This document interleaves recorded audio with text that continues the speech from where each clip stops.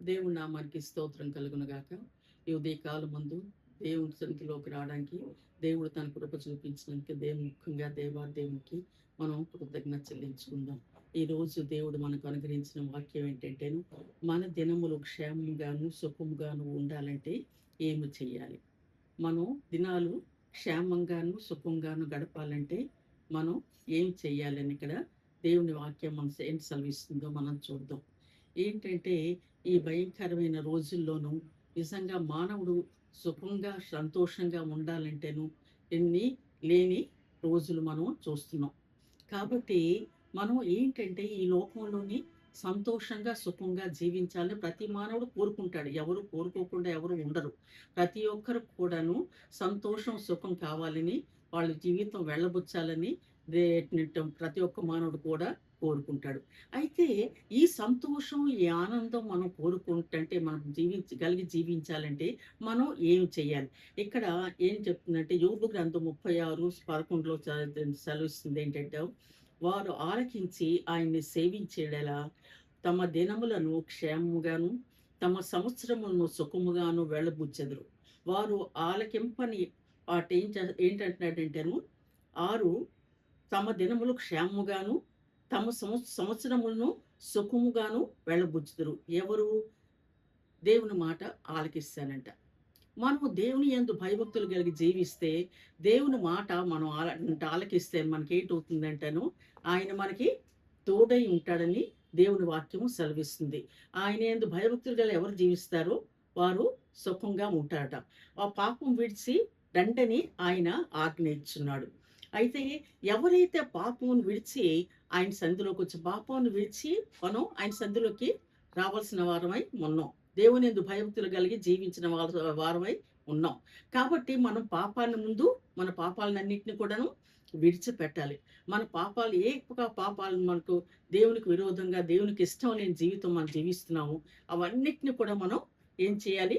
విసర్జించాలి. కాబట్టి అవన్నీ వదిలి మనం ఆయన సన్నిధిలోకి వస్తే ఆయన తప్పకుండా మనకి సహాయం దయచేసే దేవుడు. ఎందుకంటే ఆయన్ని ఆశ్రయించే వారేళ్ళ ఆయన కృప చూపించే దేవుడు.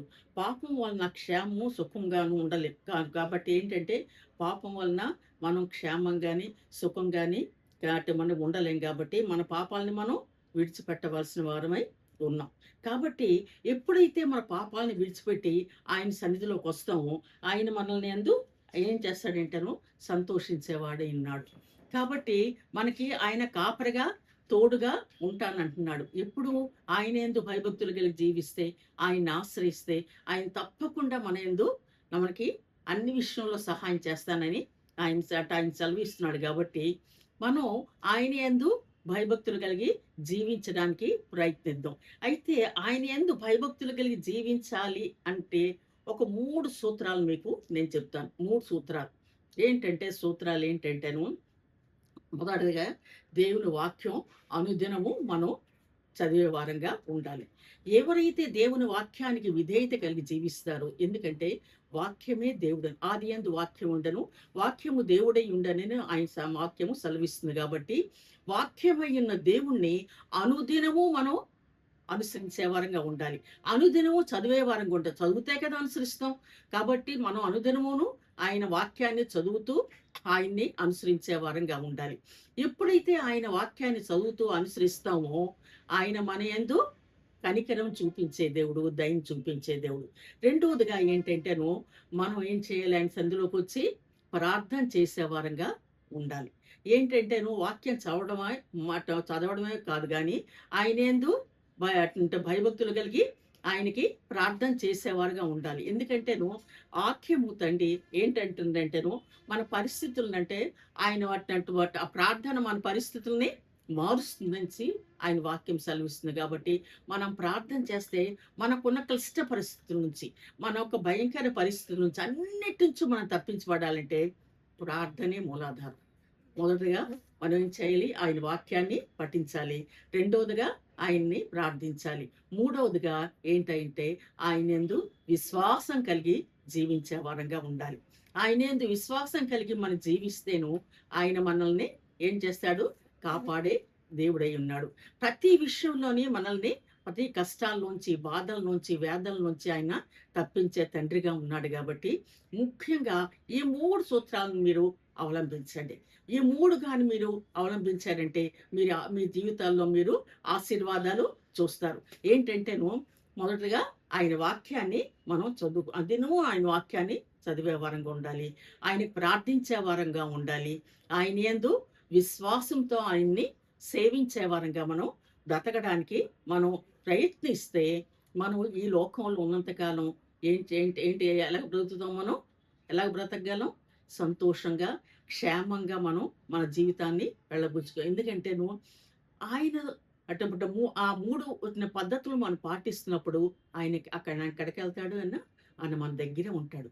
మనతోనే ఉంటాడు. మనకు అండగా ఉంటాడు. మనకు ఆశ్రయంగా ఉంటాడు.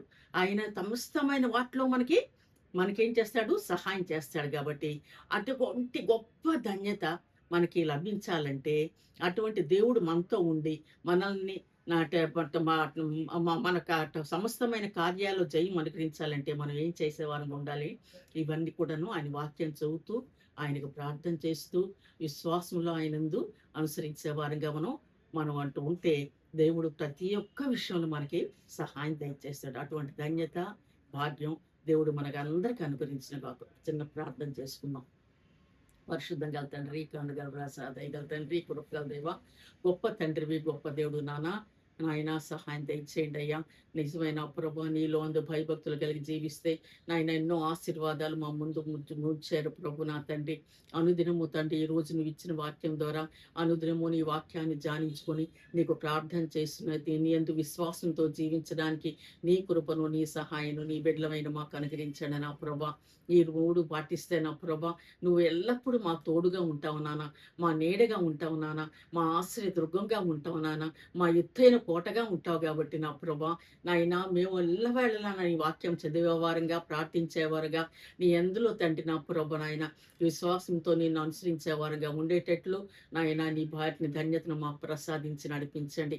నాయన కృపగల దేవా, కనికరం గల తండ్రి, ఏ కుటుంబంలో ఏ అవసరం ఉందో, ఏ కుటుంబంలో ఏ యొక్క తండ్రి అనారోగ్యత ఉందో నీకు సమస్తము తెలుసును కాబట్టి నాయన బిడ్డల ప్రతి అవసరతను తండ్రి నువ్వు తీర్చినానా.